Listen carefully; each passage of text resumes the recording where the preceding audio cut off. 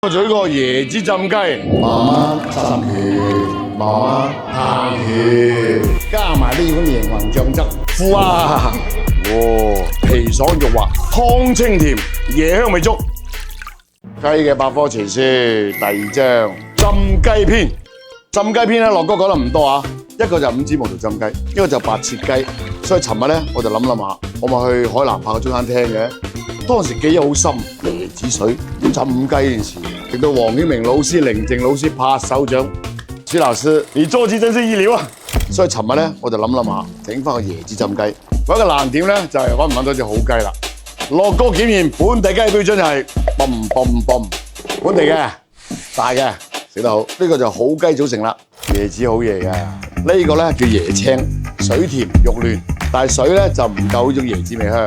我都中意食老椰子啊，椰香味夠濃，椰肉甘香啊，唔一定咬肉喎。年紀大難啃咯。今日我哋用呢啲老椰子倒啲水出嚟啊，呢個好方便㗎，佢一撬就得㗎啦。嗱，哇，有椰寶喺裏邊喎，椰子小寶寶啊，冇晒咗，飲啖先。我將椰子肉咧起出嚟，先一片片。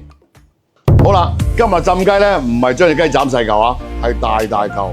一邊雞5件，大嚿咧令到啲雞汁保持喺裏邊，更加嫩。今日導演就咁講，唔夠扣。誒，唔係成隻浸咩？你傻㗎？你一咁浸雞就5、6隻椰子可以啦。你浸20隻椰子水都唔夠啊？唔通你入貨？用個腦諗下啦，可唔可以咁樣？哇，靚到係啊！知道叫雞佬幫你咁浸，你話樂哥話嘅。然之後咧？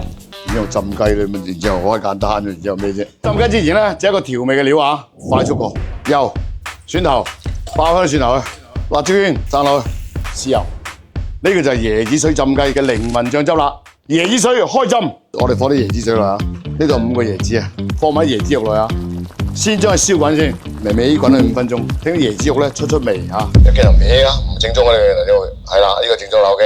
嗱，啲椰子肉咧滾咗5分鐘啊。嗱，講明浸雞一定唔能夠慢火。我哋放雞落去咧，保持90度水啦。咁反轉落去，雞皮向上就型格靚啲啦。有冇晒咗？先等佢滾起先，跟住收細個火啊，浸佢12分鐘啊，就係保持一個微滾狀態啊。呢個就好食嘅關鍵啦。喺屋企咧，阿媽會煲啲蘋果湯啊、雪梨湯啊，終究走唔出廣東嘅本土菜。咁呢個椰子雞咧，享譽大江南北啊！我哋先咧慢慢浸佢，然後咧就慢慢歎佢，加埋呢款椰雲醬汁，哇！嗱，呢個時間咧，啲雞油慢慢飆出嚟啦。我哋唔好咁急撇走佢，因為油咧可以最好保持湯嘅香味。嗱，10分鐘啦，時間到，我哋教啲雞先嚇。哇，好靚！等間你啲雞髀留翻我食。好啊，搞掂。好香嘅椰子同雞嘅清香味啊！椰子水其實好夠滋味啊，任何嘢唔使加。你中意口味重啲嘅可以放少鹽。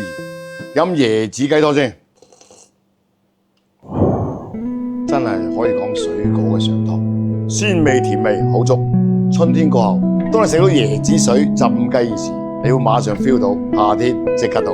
新鮮浸好嘅椰子水雞髀，俾啲靈魂醬汁辣辣佢。哇，緊熟。咁呢椰子水浸雞，有一個正嚟講太空洞，應該講係皮爽肉滑，雞鮮味、椰子味香濃。呢靚雞咁樣浸法，係對雞嘅最大尊重。